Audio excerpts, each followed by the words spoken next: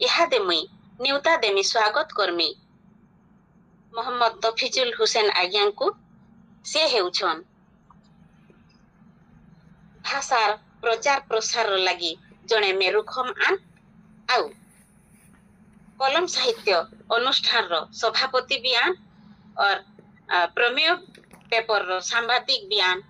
भाषा साहित्य लगी से निज को पूरा पूरी भावे जड़ित करिछन और समस्त को आग्रह सृष्टि करबार रे समस्त को माने उत्साहित करबार से माहिर आन आ तांको मैं स्वागत करूछे और आमर ये आलोचना पर्व के से तांको मतामत रखुथिबे आज्ञा आज्ञा पढ़ी दो न हेलो हाँ मनोज आज्ञा कविताटा पढ़ी दो ना आज्ञा संबलपुरी कविताटे हाँ आज्ञा तुम्हें संगे थिले सुरताटे ही तुम्हें संगे थिले सुरताटे ही लागू थी से मते नुआ मोर लागी मोर ठीक बुआ ताएटा हेबा मोर नुआ तुमर भावे सिने तुम्हें रही गलो घड़ी भी भावलो नहीं तुमर भावे सिने मुई गह गह तुमर सुरता टिके के नहीं सेते बेले भी तो सपनटे थिलो भासुथिल मन तले मन दर्पणे मोर स्वप्ने घर कर दिल तुम्हें एबे भी भासुछ मनर बादले नुआ रूप रंग नहीं नुआ बचर गुलाब कढ़ी मोर केवे तो फुटला नहीं नुआ बचर गुलाब कढ़ी मोर केवे तो फुटला नहीं मोर लागी मोर जुना ठीक हुआ कांटा हेबा मोर नुआ तुम्हें संगे थिले सुरताटे ही लागू थी सी मते नुआ बहुत बहुत धन्यवाद धन्यवाद सुंदर दादा आ बहुत सुंदर कविता परसी देछ आ एबे मैं आज्ञा को न्यूता देमी आलोचना पर्व के मोहम्मद तफिजुल हुसैन आज्ञा से तांको मतामत रखुथिबे आगर तो परिचय दे दै छ आज्ञा को रखुथिबे नै रखबे बोलो से तांकर मतामत रखुथिबे स्वागत करू छ आज्ञा को धन्यवाद मोर कथा सुबुजे समस्त को आज्ञा सुबुजे त आज्ञा हां घंटी साहित्य घर समस्त को जोहार पहला घंटी साहित्य घर बदेष्टा लक्ष्मी नारायण पांगरे आज्ञा को जोहार करुचे आज कार्यक्रम जे मुख्य आलोचक अच्छा डॉक्टर प्रमोद कुमार पंडा आज्ञा तांकर सहित मोर गोटे पुराना परिचय रही से इनो संबलपुर डीओ थिले तांकर सहित गोटे अनिष्ठता थिला आ बहुत दिन पर आज मुई तांको ई आसर माध्यम रे भेटवा के जाउचे सेते लगे मो खुश बहुत गदगद लागुचे जे तांको बहुत दिन पर आज आसर माध्यम रे कम से भेटी पारमी बाकी कार्यक्रम के संयोजना गुरुद्वारा बहन संतोषिनी नाग को धन्यवाद आज आवाहन गीत जेन गाइचन राधारानी मिश्र तांको भी अशेष धन्यवाद अगर गीतटा बहुत सुंदर लगला विशेष करके तरुणी बाबू और सुधांशु बाबू ये घंटी साहित्य घर के आके आके नहीं चारी जन तो लगी साधुवाद और धन्यवाद गोटे साहित्य घर के आके नेबारटा सहज से मुझे अच्छा आम ऑफिस अच्छे साहित्य सहित मोर गोटे संपर्क अच्छे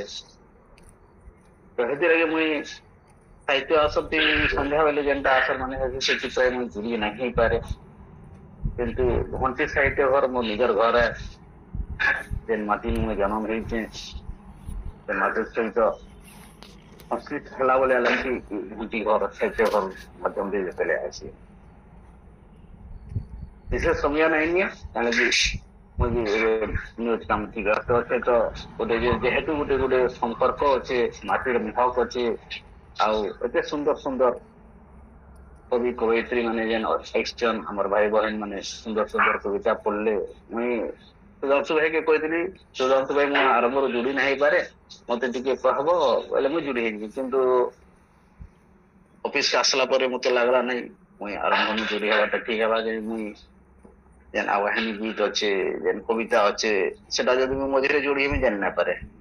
तो से जेन संपर्कटा भावटा जोड़ी नहीं पारे तो आगे बढ़ना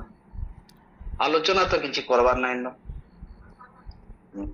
पुराना बछरटा हमर जाऊचे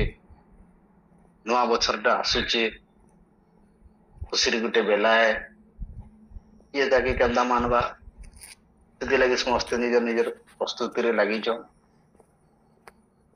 मुई साहित्य लगी दुई पद कहमी कथा केनु सरसी कथा केनु सरसी कथा तो कथा है लेता गोता है जेनटा फ्रुत नु भारी करी आर गुटे फ्रुत के भेदी जाए ये कथा माध्यम से हमें केते नहीं केते लोग मान को सहित जुड़ी हेसु तांकर बाबद जानसु ते माने भी हमर बाबद रे जानसन गोटे संपर्क टे जुड़ी हेसी आ साहित्य हो जे गोटे संपर्क इरा जेते जुड़ी होतुवा सेते मजबूत होतुवा बोधे सुधांशु भाई के बेसी ठंडा लगुची एदिले कमल फमल उड़ी जम आओ गोटे जिनिस कहमी भाई भी टिके बोलका हसी मारले ठीक ठीक ठीक आर गोटे कथा कहमी ये असर साहित्य असर करवाटा एडे कठिन काम है सुधांशु भाई करोड़ी भाई हम जानी जे हम बहन भी मोर हसु जम माने गोटे हासरटा के सफल करवाटा बहुत कठिन काम है सुधांशु भाई बेटर जानवे आज ही कथा लागुथुलु आमे हमर आबा जनवरी मास 24 तारीख हमर कलम साहित्य परिवार रो वार्षिक उत्सव अछि 3 नंबर बचत पहला इन समस्त को नियुक्ता देवी जेन माने भी हमर घंटी साहित्य परिवार से जुड़ी हेइ छ हमर कलम साहित्य परिवार से जुड़ी हेइ छ से माने हमर प्रोग्राम के आसे हमें बहुत खुशी हमु आ गोटे नुआ इतिहास इतिहास हमर भाई माने टिफिन खाउछन तो रोना टिके जाई चले जाउता तोरे डिस्टर्ब हो जे मु बेसी किछि नाही कहे आसो तके आके नमा कविता बाबद रे खाली कहली कविता गोटे अंता जिनिस है जेंटा गोटे फोटो हजारे कथा कहसी हमर सांबादिक भाषा फोटो गोटे हजारे कथा कहसी हमें हजारेटा वर्ड के नहीं गोटे फोटो है हम कविता हजारे रुद्र भाषा के व्यक्त करसी कविता एंता हमार कथा जेंटा माने लोकंकर लागी हो लोकंकर पाई हो बोले सेका सके लोकप्रिय हो पारमा तेते एक्टिव हो पारमा एबे एक्चुअली समस्या हो जे देखा जाउ कि हमर कविता असर मन के कविता असर मन के बोले समस्या का देखा जाउ जे बहुत इसके मुझे बाहर के बाहर जो ठीक है इसका पोजीशन में हमें तो कविता असर करूचु किंतु होउचे काना हमें निजे निज के सुनवा लगी प्रस्तुत नहीं से हमर कविता असर मन के जन माने जुड़ी है सब समस्त को दोष नहीं दबार मैं भी किसी जगह हम दाबी करथाई पारे हमें जासु जे पहला हमें पढ़ी दमा आ पहला इनु मुगली की पोलामा दूसरा आके हमें जेन दिन निजरटा के निजे पढ़वाटा सुनवाटा सीखमा से दिन हमर श्रोता हमको सुनबे हमर लगी हमर श्रोता होजन भगवान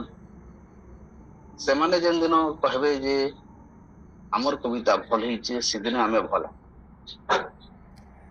तो हमें चेष्टा करमा मूल श्रेष्ठ हम आसर मन को जुड़ी हो समस्त को सुनो समस्त को जितले सुनमा किछि ना किछि नुआ जिनिस सिख हमें शिक्षा मरबार तक नहीं सरे मोर छोट बुद्धि मोर जितकी आयला तितकी कहली पढ़वा लगी तो बहुत किछि होते लेकिन समय मते सुजोग नहीं दबार और ये आसर सफल हो अंत आगे बढ़ू थाऊ घंटी साहित्य आगे बढ़ू थाऊ मोर चिटलवा माटिर ना अंदे आगे बढ़ू थाऊ एतकी कह मैं विदाय नौचे जोहार।